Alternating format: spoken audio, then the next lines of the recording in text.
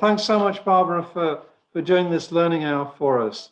It's tremendous that you're going to share your wisdom and knowledge with our group here. Just background, I'm sure that everyone probably is familiar with Barbara's background, but Barbara is a member of our congregation and is a published poet and novelist. She's been a practitioner of Buddhism since the 1980s, and she and her husband Bill lead a twice-monthly meditation group at First Church. Barbara has an MA in English literature from New York University and a PhD in religion and literature from UC Berkeley and from the GTU in Berkeley. And with that, I'm going to turn it over to you, Barbara, and thanks so much for doing this session for us. Can you hear me? Now, oh, you're all muted now. Everybody's nodding silently. Okay, so you can hear me, great. All right, then. As I said, this learning hour is kind of based on the premise that most religions have these two poles of love, of loving other individuals, versus wisdom, transcending the individuals and transcending the self, transcending the world. And when I was writing my most current book, which I've talked about and I won't talk about today, Bride of the Buddha, I really saw how these poles operate in almost all religions. There's an argument for believing that Buddhism emphasizes training the mind over loving other people, while Christianity does the opposite. But I actually believe that the two religions have devised practices that not only could work well in combination, but in these times, it's vital that we really become alive to a lot of these practices in both religions, and that they really can reinforce each other. But before I start, I will give you the 1-minute summary of Buddhism. It's very superficial, obviously. Buddhism is not a theism. It's not a faith based on believing a dogma. But it's a sort of a process where you could work out things, find out things for yourself. And the Buddha has said many times, I teach one thing and one thing only, suffering and the ending of suffering. And suffering is a translation of a Pali term, where Pali is the word, Pali is the dialect that the earliest scriptures were written in. And the word is dukkha. And it's also sometimes translated as stress, unsatisfactoriness, or I like to think of it as a lopsided shopping cart. That life, it's not that life is suffering, that life has nothing but suffering, but there is something of life being like having to deal with a lopsided shopping cart. And in the etymology of the word dukkha, there is that etymology of a cart missing a wheel. And so there's always something, as Gilder Ratner says, and partly because of the cause of suffering, which is craving, which can manifest in clinging or attachment. And it's suffering or dukkha because nothing lasts. So we're clinging and craving after something that doesn't last, particularly our bodies. And so that's why Buddhism takes on these great consequences, because how are we going to deal with death? And Buddhism is a way of dealing with death. So Buddhism is basically a combination then of morality and meditation and wisdom practices. And morality in Buddhism is a prerequisite for meditation. And like the 10 Commandments, the Buddhist morality has precepts that kind of cover the basics. And I won't go over all of them because they're fairly like the commandments. But I will talk about right speech or wise speech, which is one of the precepts, because that's the one we're dealing with mostly as sedentary people, not out worrying about killing and raping and pillaging. But right speech in Buddhism has to be true, timely, and beneficial. And it can't be divisive or harsh. So right speech is very important, and nonviolent communication is very important in Buddhism. And then the meditation part of Buddhism is training the heart-mind to steady the mind so it can observe itself and things as they are. so we can see how things, whether Buddhism makes sense at all, we have to be able to see what reality is and what, how do we do this? We study the mind, and we also open the heart. There are other Buddhist practices that open the heart, much as in Christianity, and this achieves this freedom from the clinging self. So when you get right down to it, the thing in common that Christianity has with Buddhism and almost all religions is this whole idea of freeing us from the prison of self-centeredness, freeing us from our isolated mortal selves. And in both religions, love and wisdom do this together, and they balance each other. Wisdom will save us from the shadow side of love, which I see as like, it could be possessiveness, self-righteousness, sentimentality, losing one's judgment and emotion. Love saves us from the shadow side of wisdom, which can be manifest as indifference, like the ever criticized navel gazing, self-absorption, or even elitism. But with love and wisdom together, as the Buddhists say, the Dharma flies on wings of wisdom and compassion. With only one wing, it cannot fly, it cannot move. So love and wisdom is very important in Buddhism. We all know how love is in Christianity and how it's emphasized. Loving the other, no matter how other. In Christian, you love your neighbor and you love your enemy. And in Buddhism also, you love all beings. I'll read a quote. As a mother would risk her life to protect her child, her only child, even so, one should cultivate a limitless heart with regard to all beings. So both religions have heart practices, and prayer is obviously a big one, and singing. And Buddhist has the heart practice of wishing well of beings, and that could be wishing well of your friends and wishing well of all beings, or beings you don't like, beings you don't approve of, or beings you do approve of. And so this is very important to have these practices to open the heart. And I found that for me, that loving kindness practices are one of the most important practices I do. Anyway, though, having talked about love a little bit, I'm going to talk about wisdom as Buddhism, as it manifested in Buddhism and Christianity. And wisdom basically is this understanding of the nature of earthly things and beings as impermanent. And Christianity talks about dust into dust, storing your treasure in heaven, or giving away your possessions because they're not you, they're not going to last. And Buddhism is the same way.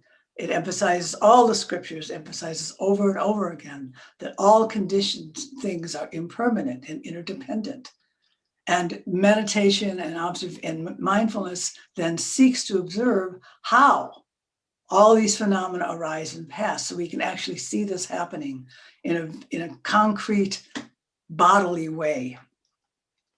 And the other aspect of wisdom that Christianity and Buddhism share is they're sensitive to the limits of concepts and how concepts trap you, and then part of wisdom is how to let go of concepts.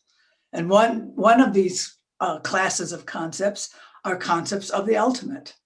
And Christianity talks a lot about idolatry, which are the literal talk of idolatry is clinging to, worshiping false gods. But this is actually clinging to limiting concepts of God very often. And Paul Tillich talks about the danger of religion becoming a manifestation of group narcissism. In other words, you deify the ego ideal. So, big, strong, paternalistic Marduk becomes the one and only God, that kind of thing. And I think in some conservative Christianity, what's arising now is a kind of Christian nationalism. It's what people is calling it. And it's this ideal American suddenly has become God. So Meister Eckhart, the Christian mystic, says the highest and loftiest thing one can do is to let go of God for the sake of God. And the Buddhists have something similar going on. They're not theist, but they have nirvana, or nibbana in Pali. And this also cannot be reduced to concepts. Like God, nibbana is often described apophatically, which means it's described best in terms of what it's not. In the same way that God isn't a collection of molecules, or God isn't a being among beings, nibbana is not a state, in quotes, that you achieve. And it's not eternal bliss, which would be an emotion. And sometimes nibbana is described in a complicated way, because it's basically realizing the reality of non-clinging or non-craving. And so we have the concept there, but it's hard just to reduce it to words and understand what it means. It goes beyond words. Sometimes it's called the deathless, the unconditioned, the cessation of suffering. But again, it's something that can't be reduced to words. It's described other times in terms of its effect, the absence of greed, hatred, and delusion, which are forms of craving and clinging, etc. It's also sometimes described as non-reactivity. We no longer react with this compulsive craving or clinging when we're confronted with some phenomenon. We can open to the phenomena and not grab after it. So the other concepts that are difficult to articulate or impossible to articulate are concepts of the self. And Christianity sees the soul as a mystery. It's interdependent. And Meister Eckhart says, no human science can ever fathom what the soul is in its depth. What the soul is in its ground, no one knows. And even St. Paul, he sees the self as other than this static entity. When he says something like, I do not live, but Christ lives in me, that's saying, well, this soul of his has changed, and now his soul is this mystery, the mystery of the Holy Spirit, the mystery of Christ. So this is really a non-conceptual trap that we're in now, where the soul, it doesn't trap us in a concept. We see the soul as something that's a process and that is changing. And even in the New Testament expressions such as, to save your life, you must lose it. That's all three of the synoptic gospel evangelists say this. And other ways of getting at the soul as something that is not just a self-contained entity. John says, if a grain of wheat dies, it bears much fruit, but otherwise it just stays a single grain. So there is this concept of a fluid, mysterious self that is nonetheless something holy. And the Buddhists have a practice of no self. Sometimes people say, well, Buddhists don't believe in a soul. They don't believe in a self. That's not what no self means. What no self means is that we can't locate the self in any single phenomenon. You can't reduce it to our bodies. We can't reduce it to our thoughts, our emotions. We can't reduce it to our perceptions or even our consciousness, because these phenomena are always changing. And the self is always changing. And so we can be free of having to, I don't have to be a writer, this great concept. That's not me. This is just a concept, and it's changing and I'm changing. So it's very freeing, I think, to have these concepts of the self that go beyond some static definition. But so so both the traditions obviously have wisdom and love practices. So how can they contribute to each other? Do we need to actually think about outside of our tradition? Well, I'll start with Christianity, because I think Christianity has something that Buddhism and a lot of other religions can learn from. And that's the idea of service to the poor. Buddhism has an ideal of service, an ideal of reciprocity, an ideal of kindness, loving kindness, doing things for others, but it's not really explicit about the poor, about the least of these. And I argue that valuing the downtrodden by serving them makes us more concretely aware of our interbeing. And I want to tell one story that's not a Christian story, but it kind of strikes me what I'm trying to get at. There was a Sufi master who had 2 disciples. And he said, I have a task for you today. I want you to take this chicken out and kill it in a place where, and he gave both of them separate chickens to do this with, and kill this chicken where no one will see you. No one will see you do it. So the first disciple took the chicken out, looked around, found a shack, nobody around, hid behind the shack, decapitated the chicken, came back. Second disciple was gone all day and into the night. And finally he came back to the master and said, I'm so sorry, master. I could not find anywhere where no one could see me kill the chicken, because the chicken was always there to see me.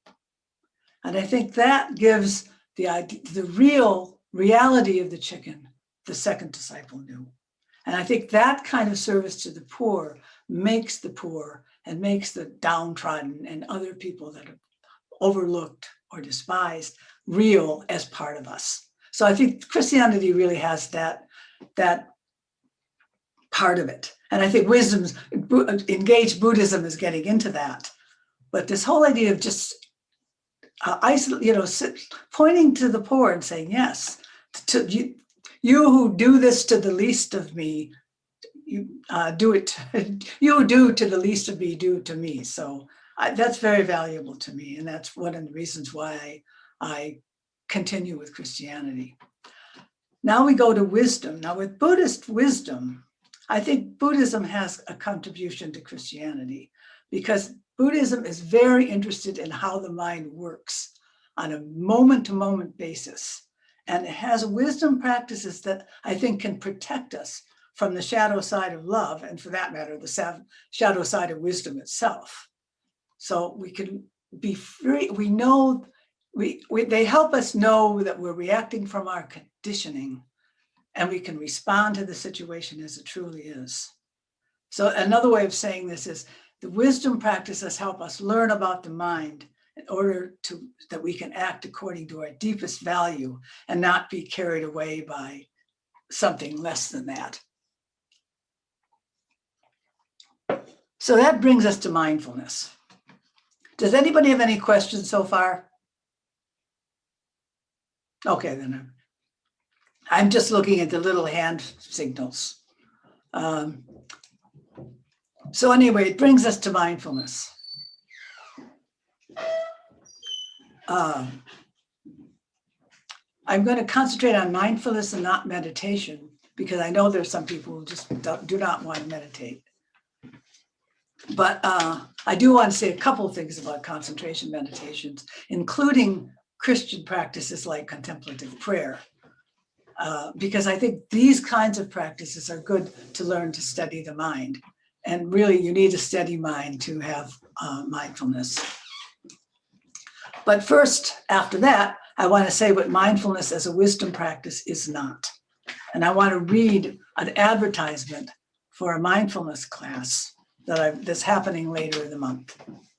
MPEAK, small m, capital P-E-A-K, is an intensive course in mindfulness training for those who seek to draw upon this proven practice to achieve their goals, both personal and professional, as well as attain new levels of performance and success. This cutting-edge training program is built around the latest brain research related to peak performances, resilience, focus, and flow.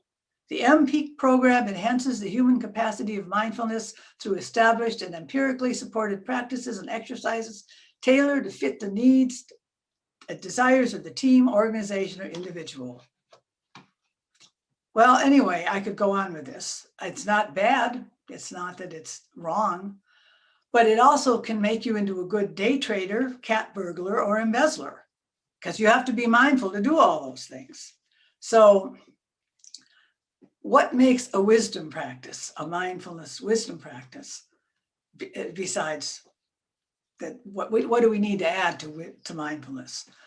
Well, just to go over what is mindfulness so I can explain this. Mindfulness, wise or not, has 2 parts. The first one is this part called bare attention. And I'm sure everyone knows about just being in the present moment. And we're in bare attention means we do not judge what we're open to. It's non-judgmental. It's not thinking about what we're observing, but allowing everything that comes up in the present moment to be, whether it's a pain in the foot or a feeling of rage or boredom or judgment or anything. We allow it to be in a non-judgment way, not judging it. We're being present. It's a direct experience of the present moment. And if possible, with a friendly attitude, and at least with an open attitude. I am here, that kind of thing, in the present moment. The second part of mindfulness is called the clear comprehension of purpose, which just has to do with the intention behind the investigation. Why am I being mindful in the first place? And here's where wise mindfulness comes in. I mean, wise mindfulness has more profound intentions than just achieving some goal. It could be personal transformation, wisdom, truth. Seeing things as they really are is part of mindfulness as wise mindfulness. So becoming free from the traps of concepts. Mindfulness is not to make the current problem go away necessarily. Say I've got a pain in my ankle. I don't think, okay, I've got to make the problem go away, so I'm going to be mindful. It's not really the purpose of mindfulness, although sometimes it does make the problem go away. But the purpose of mindfulness is this seeing things as they really are. But still, I want to ask, okay, I'm here in the present moment, looking around. What should I be mindful of? What should I be on the lookout for? And I think the broad answer to this question is when I'm looking around, one can ask questions like, what is true for me now? What is true for me now? I'm really uncomfortable in this chair. Suddenly that happens. Or this moment is like this. It's another thing we can say. I remember when my father was dying, at one point I said to myself, the moment of my father dying is like this. And I suddenly, all of these feelings came out and I could look at them and be aware, oh my God, this horrible tightness and just a lot of reality became available to me. And I was able to act better because of it. So we're on the lookout for what? The best thing to do is start with the body, because the body doesn't lie. Say you're angry. The body includes, the anger can be a twisting in the chest or a pounding in the throat or heat.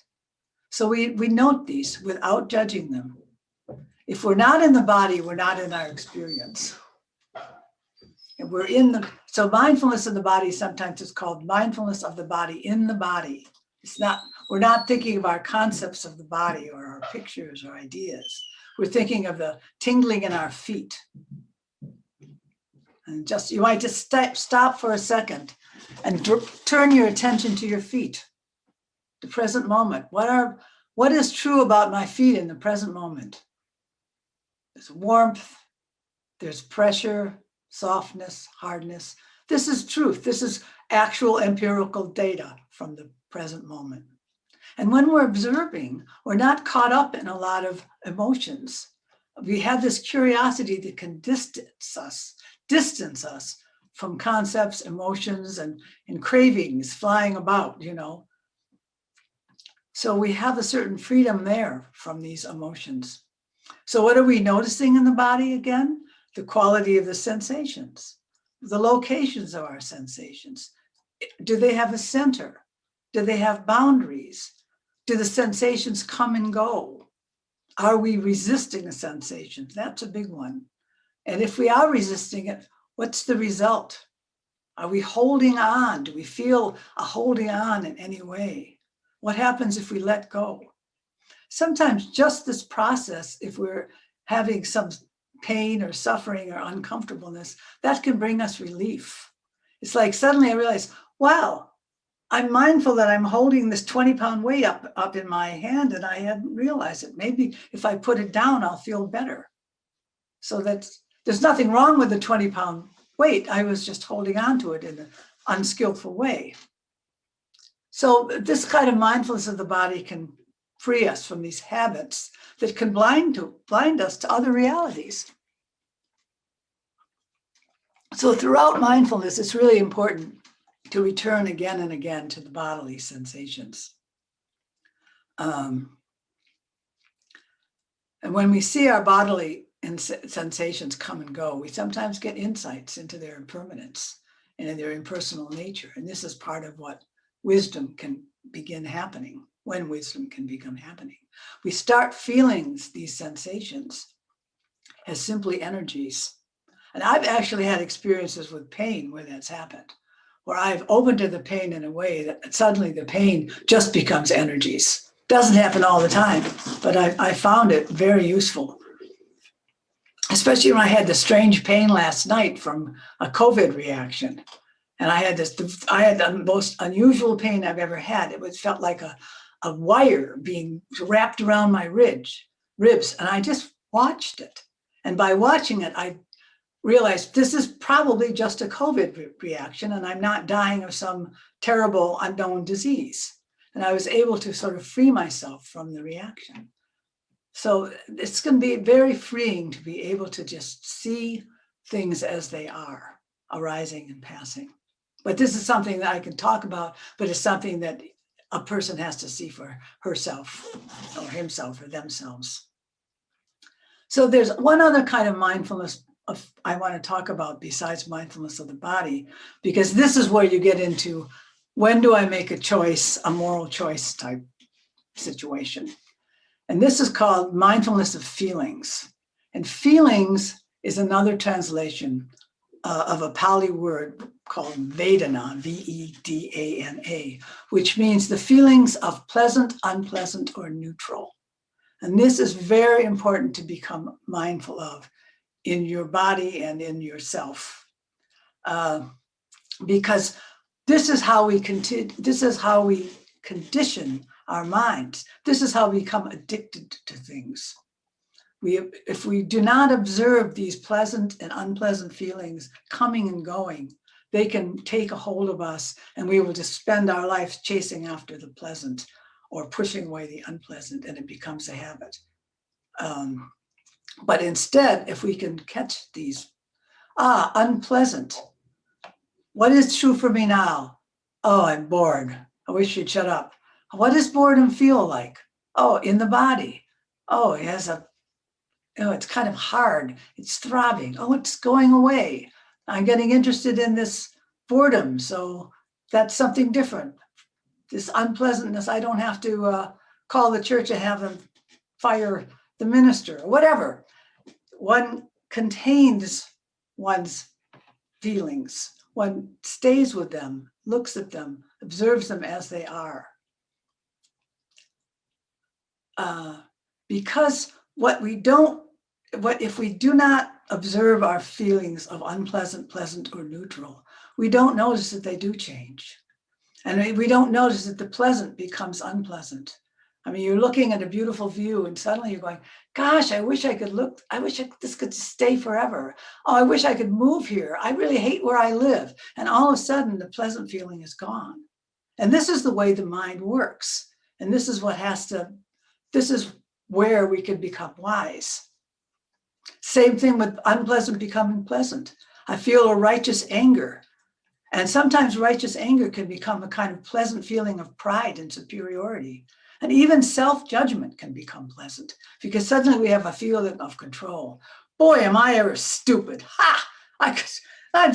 No one is stupid as I am. And then suddenly that feeling of unpleasantness changes. And the more we notice this pleasant and unpleasant factor, the less we buy into it. And we notice, again, we feel this stuff is just energies. This is just how the mind works, and we can be free of it. So just to, sometimes when we talk about pleasant and unpleasant, Buddhists sometimes talk about what he calls the second arrow. And if we're not mindful, we're hit with an arrow and there's a pain. And if we're not mindful, we're going to hit ourselves with a second arrow, which is all these secondary emotions and thoughts. And oh my God, this pain, it's a heart disease. I better go to the doctor. Why didn't I go to the doctor before? I'm so irresponsible. I've never taken care of myself. You can go on and on and on and make yourself suffer. This is the second arrow. But if we can simply say, oh, pain, what does it feel like? And be aware of it, we don't shoot ourselves with the second arrow. Sometimes people will say, pain is obligatory, suffering is optional. Anyway, the same process happens when we are mindful of thoughts and emotions. We can investigate each emotion. Is it pleasant or unpleasant? Does it change when it's observed? Where is it felt in the body? Is it a different place? Does it come and go? And we can look for, in our thoughts and emotions, impermanence, the impersonal nature of all these phenomena, that they're just energies and they're not us. So we don't have to obey them. There's no all-powerful situation out there. It's just these feelings. And we could deal with the feelings and then with the reality out there. The second arrow can totally distort our experience. It's the kind of thing that I think can end up with QAnon. I think that's some of the things that's happened in this culture, that things just spin off. We get caught up in an unpleasant feeling. I just got laid off. Someone, cuts me off on the street. This shouldn't be happening. Something's to blame. It must be some conspiracy. It's much worse than anything. This isn't just a coincidence. Something is to blame, and it's got to be. Well, then some Democrat comes on television and says something. Suddenly it's the Democrats, and it can just escalate. And I think this has happened with a lot of people. This idea of this shouldn't be happening to me is a very powerful one, and it can take you to terrible places.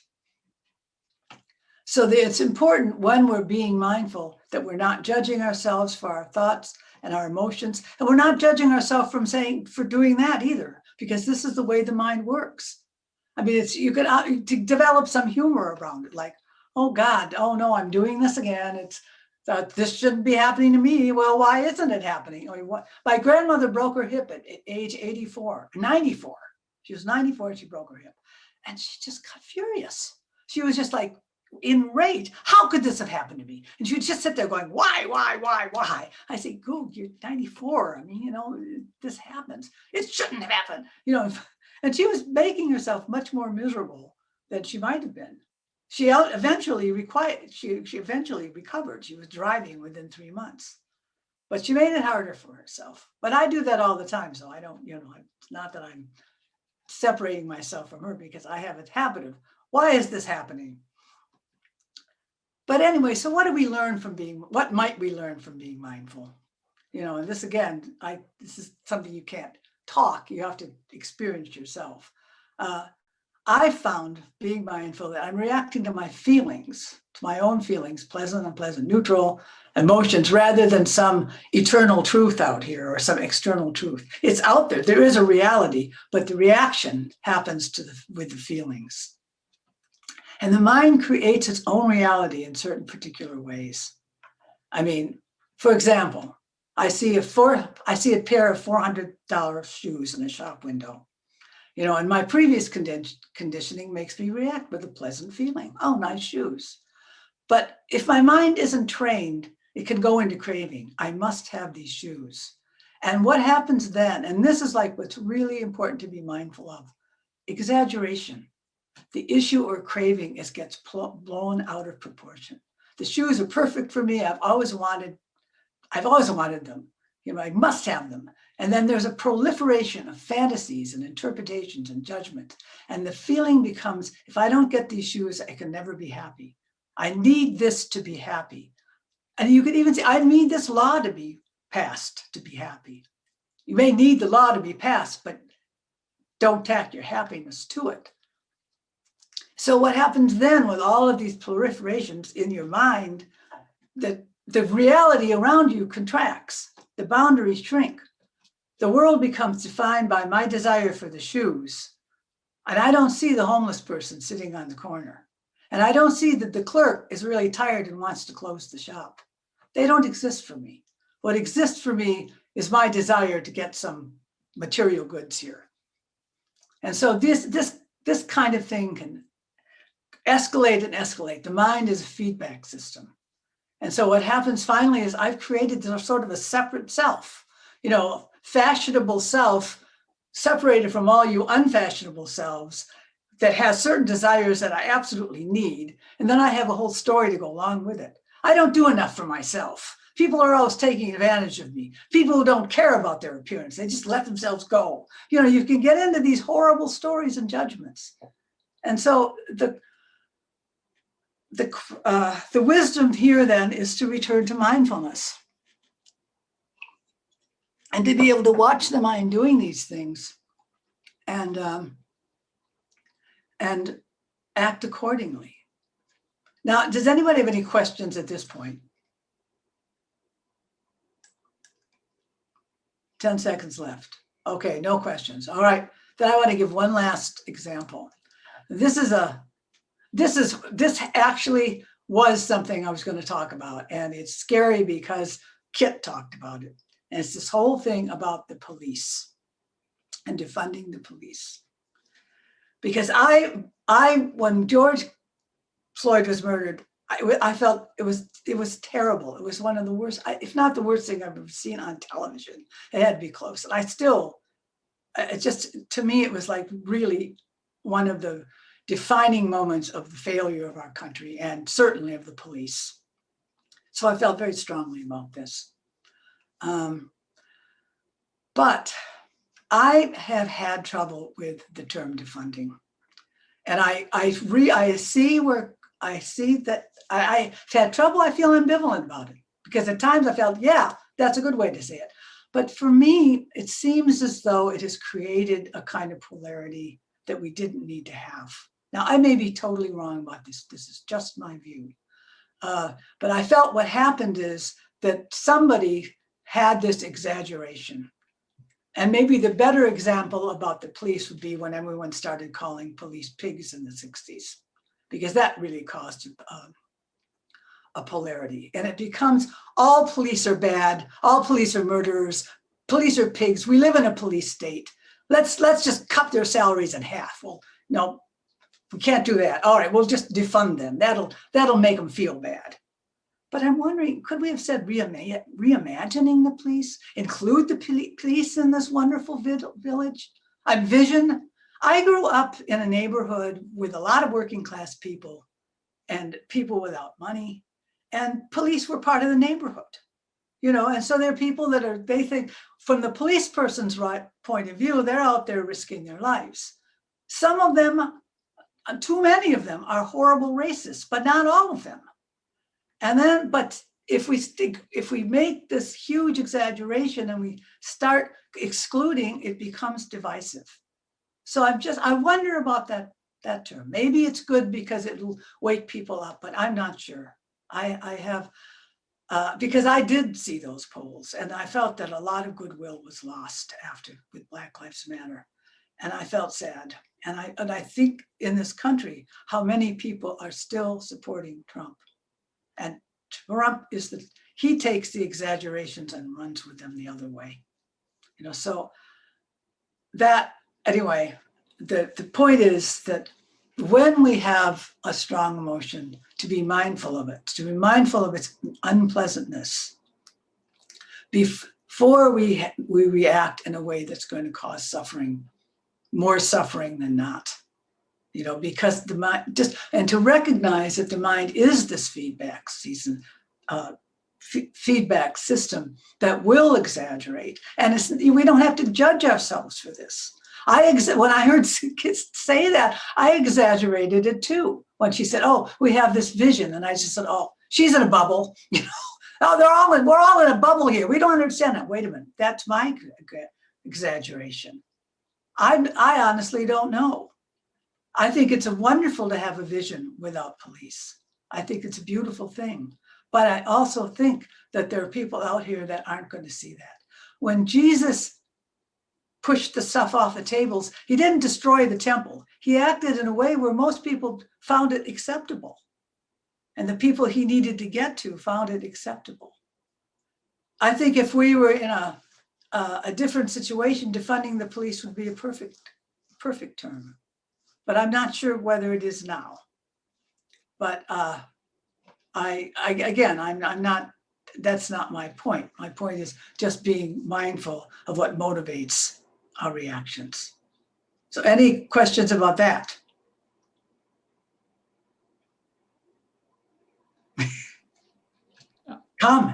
Comments about that? Oh, wait, there's something. Barbara? Yeah. Where are you? This is, it's called Defund Fear by Zach Norris, who runs the Ella Baker Center here in Oakland. And it says, safety without policing, prisons, and punishment. Safety, you defund the fear. I have just gotten it. I've read about 12 pages, so I cannot give you a review. But I know Zach, and he's solid. I think that's beautiful because it's suddenly you're not taking away people's rages, you're saying defund fear. I think that makes a lot more sense. And then safety is the first word in the... Right. So, I mean, I think that there are ways of, I'm glad you brought that up because I hadn't heard that expression. But that's so much kinder than sort of saying, you know, these Uncle Dick. I had a police friend when I was a kid, Uncle Dick, and he had a wife and kids, and they had to go through college. And sort of, if he saw defund the police, he would think, oh, no, they're going to take my wages away. And that's as far as a lot of people are going to get. So defunding fear makes a lot more sense.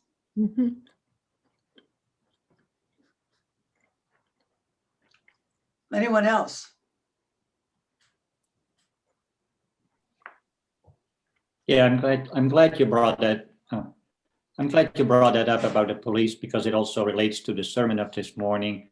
And one of the things, I'm not very good at mindfulness at all. That it usually doesn't work for me.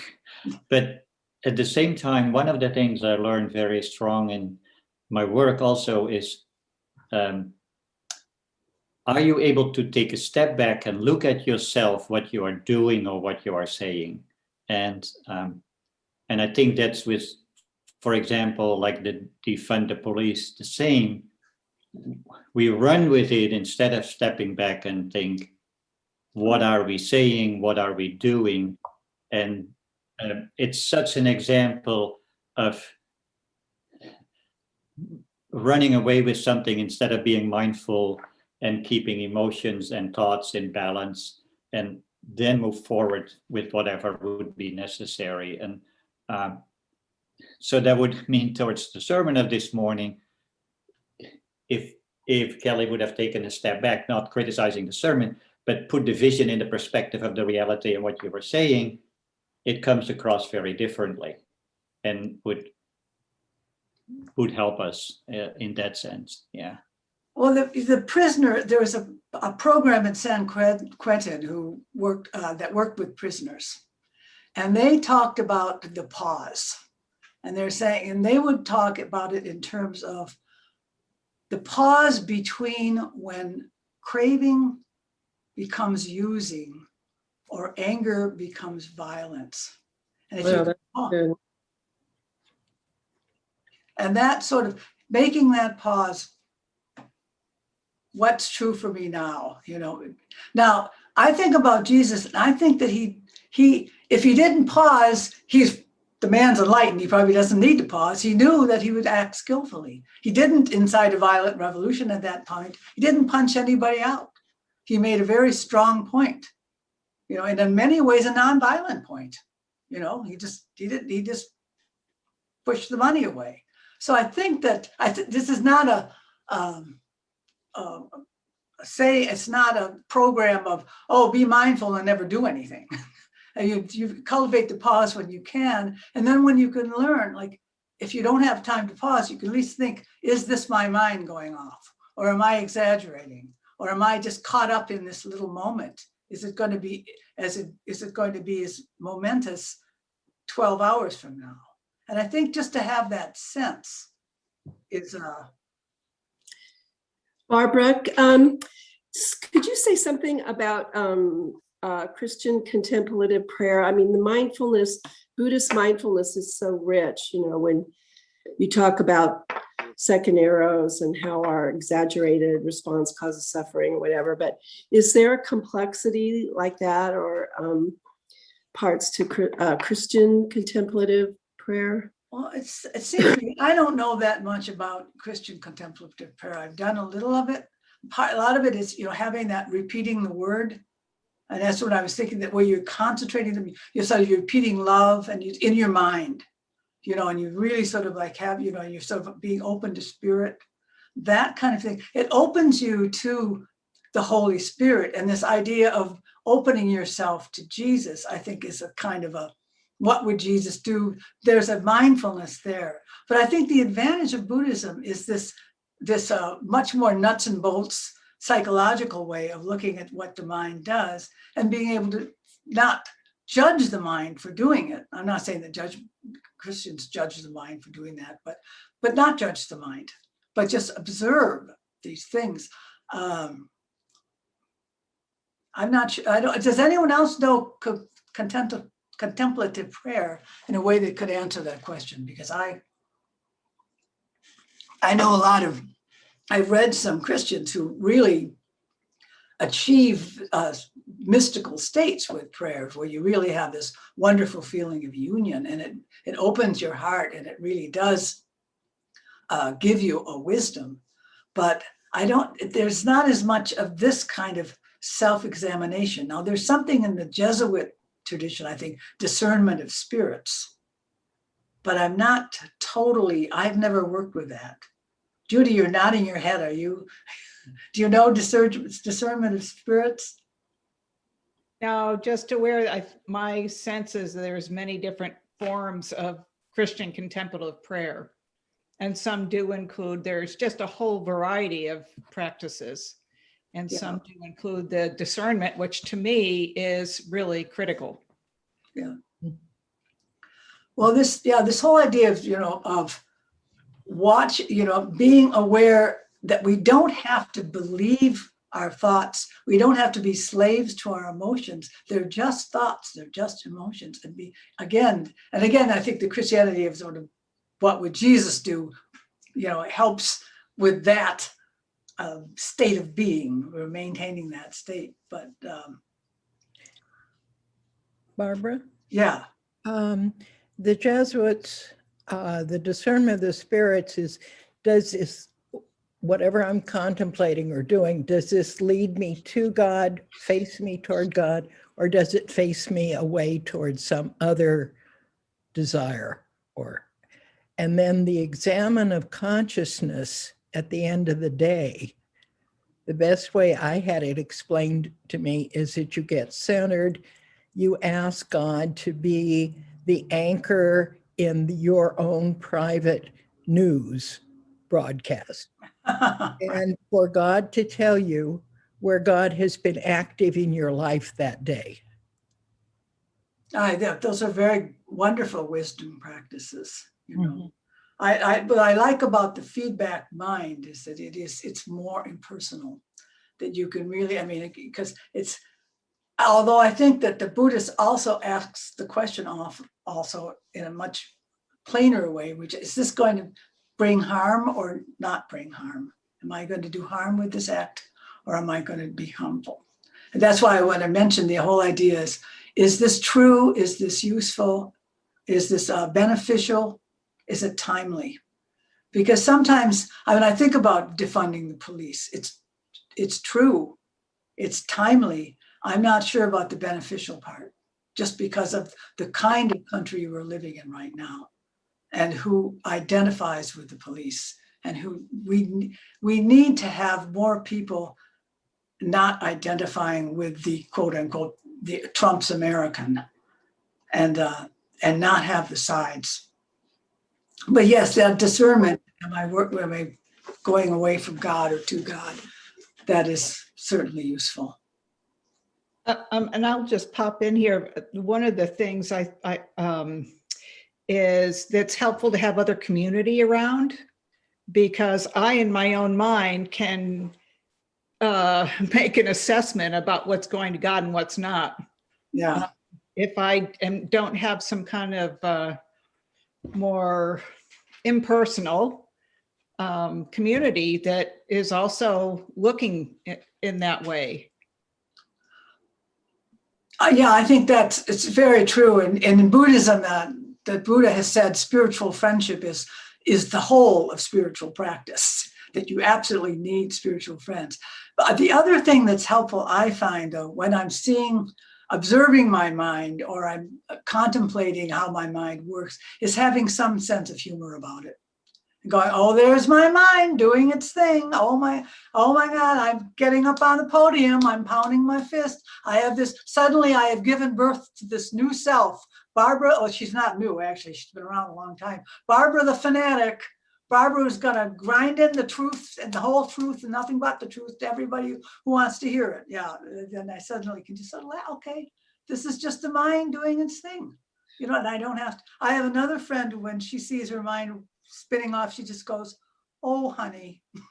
Oh, honey, doing it again. Barbara, I have a question. If it's a little bit of a change of topic. Can you hear me? This Sure. is Michelle. Yeah.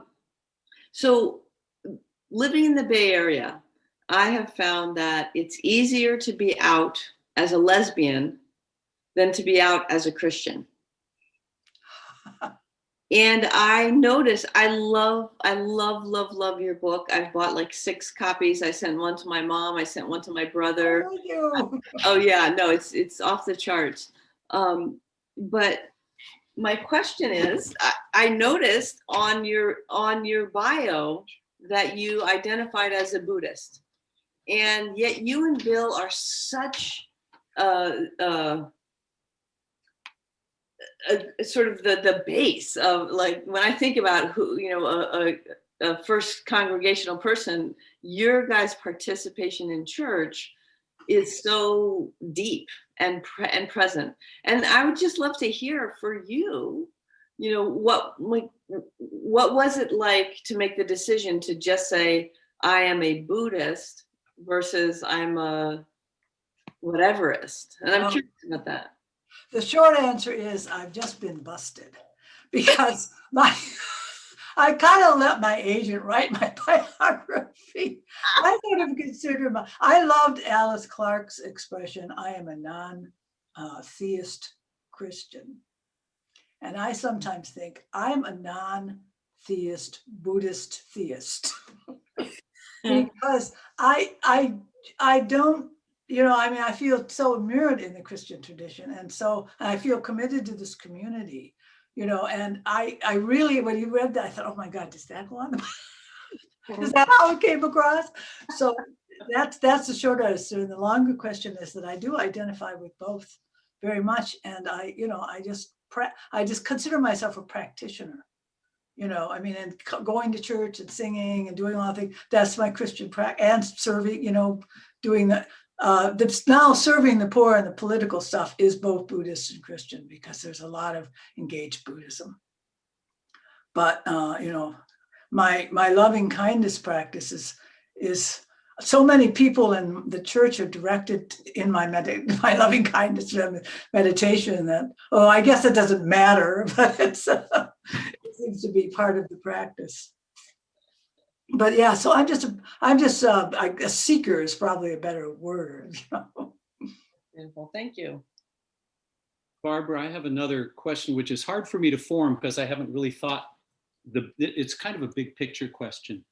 which is that my sense of both Christianity and Buddhism is that they grew up in cultures that are patriarchal. And as such, there's a tendency to negate feelings as being disconnected from being human in some way. Or I'm not, as I say, I'm having a hard time framing the question, but some sense of, say, indigenous life that has more of a sense of wholeness of feelings, needs, life, energy, etc. I'm wondering if you've experienced that within your practice and what you think about it. Well, the whole mindfulness of the body in Buddhism is huge. It's a whole bunch of practices dealing with really being mindful of the body. You go through all the parts of the body and excrement and everything. They have you go into corpses, so there's that kind of mindfulness of the body in Buddhism, and then mindfulness of emotions. Now, whether the free expression of emotions is part of Buddhism, I would say it's more like you're mindful. You can be free in your emotions, but you need to be mindful of them. The patriarchal, but I think your whole thing about the patriarchal aspect of Buddhism is a complex question. And at this point, I could only give a partial answer. I've worked a lot recently with a woman who's very much into the goddess culture and into this really wild feminine self-expression of every aspect of femininity. And it's wonderful. And Buddhism really talks about guarding the sense gates. I mean, there is a whole, one of the things in my book is this, my protagonist, the tug between the senses and the human individual love and the need to transcend these feelings, love and wisdom, in other words. That's what really got me reading the book. So that in Buddhism, the sense gates are you're eventually supposed to get over it, actually. The enlightened person, they only really feel 4 emotions: loving kindness, compassion, appreciative joy, and equanimity, which balances all the others. So it's not the place to go when you want to have a frenzied, wild, drumming, barefoot convulsions in front of the fire type thing. It doesn't provide that. And I don't know if I think that takes it beyond, I think it becomes patriarchal when emotions are projected on women, which happens in the suttas at times. And I think a lot of, many people, like with the Bible, many people contributed to the suttas, and it's claimed all to be the Buddha's words. But in fact, it's not. There are a lot of add-ons, and because it just so blatantly contradicts what the Buddha says. And some of this is, women don't have emotion, and they're too emotional. Scant wisdom is the term that I think of. There was one in Buddhism that always really cool. And Jack Kerouac used those very words when he was writing The Life of the Buddha, without any irony or criticism, by the way, talking about patriarchal culture, talking about women with scant wisdom because of all their concerns. So does that in any way answer your question? It's a good start. Yeah. Bruce. Yeah, one thought that has come up because of your discussion is something that Susan and I have taught our kids since they were young, and that is life is not fair. Yeah. And we had to use that fairly recently when she was dying too. Yeah, that's when it hit the poop hits the fan. Yeah. And this is something, that in Buddhism, it has to be accepted. Since they don't have an all-powerful, all-knowing God to blame, they can simply say, life is not fair. Now, there's a whole doctrine of karma, of course, in Buddhism. Well, it's your karma, but karma is really misused by most people when they say, well, she was born in poverty, that was her karma. The Buddha, at his best, would say karma is an imponderable. since we are very complex processes, and karma can mean many things. It can be group karma, and we're all going to die, and that's not karma. That's just the way things are. So they're and one of the and to take it personally, like, why is this happening to me, does nothing but increase the suffering. I have a question, Barbara. It's Michelle again. Yes, I see. Sorry, the karma. So I remember at one point my brother and I were talking about this, about one of the differences between Buddhism and Christianity was that the concept of karma on the Buddhist side versus forgiveness on the Christian side. And that he was saying that's one of why he wants to be a Christian, because of this concept of forgiveness, that no matter what we do, we are forgiven. We're forgiven even before we do it. And he was comparing that to in Buddhism, where it says, if you do shitty stuff will happen back to you. And I'm curious if you could speak on that, the forgiveness relationship between forgiveness and karma. Okay, well, start with forgiveness in Buddhism. You are forgiven in Buddhism. People don't start out sinful. There's no original sin. Karma karma. You can have, you could get hit by a car. That's not, oh, you did something in a former life. You just got hit by a car. The karma is you've got to get your leg operated on.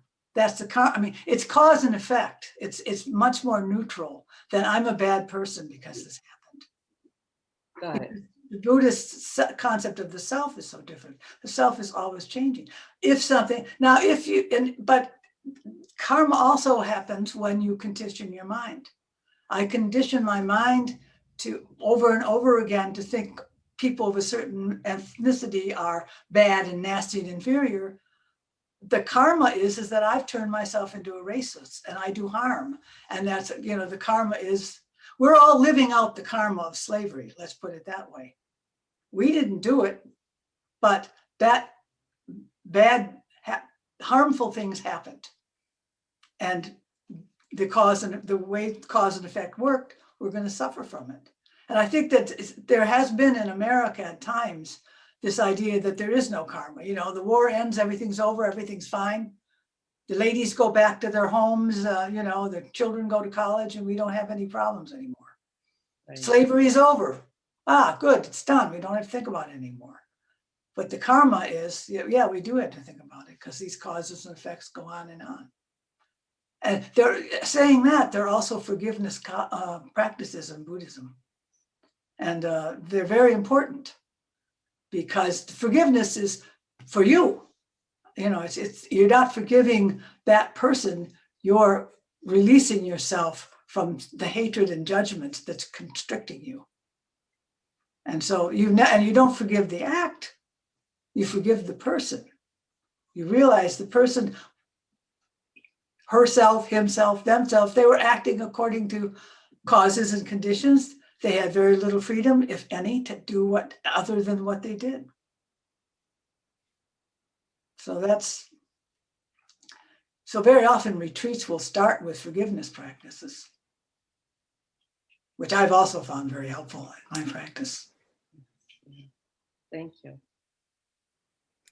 Maybe in this country, we need a reconciliation process, like in South Africa. Something.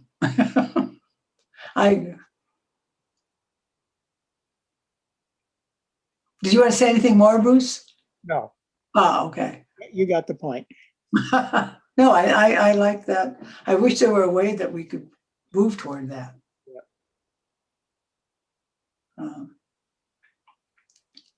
Any other? Brian Stevenson is working on that.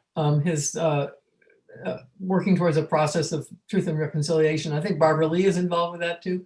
Right. Check it out. I'm probably muddling the facts, but it's been going on for a while with his work with the Montgomery Museum of Peace and Memorial Justice, blah, blah, blah. Anyway. Well, that's good. Let's start. It's good. Well, any other questions? Well, I want to do one last thing.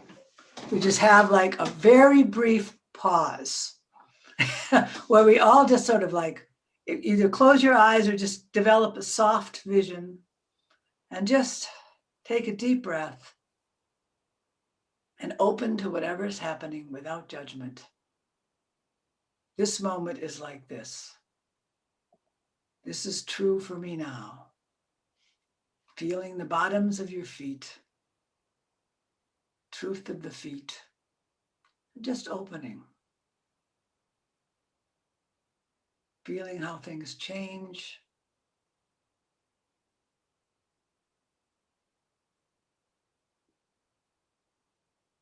Fears and little angers and excitements and boredom coming and going. All those bodily sensations, rooting them.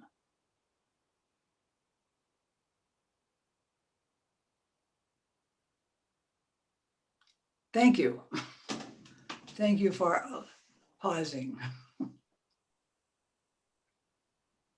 So I Thanks guess, so much, Barbara. That was tremendous. I really appreciate that fascinating and really interesting session. Thank you. well, thank you, Ron, for introducing me. And Thank thank you, you, Barbara. Susan. Thanks, Barbara. Thank you. Thanks, Barb. I Hey, look Barb, forward to your book. really brilliant. Awesome.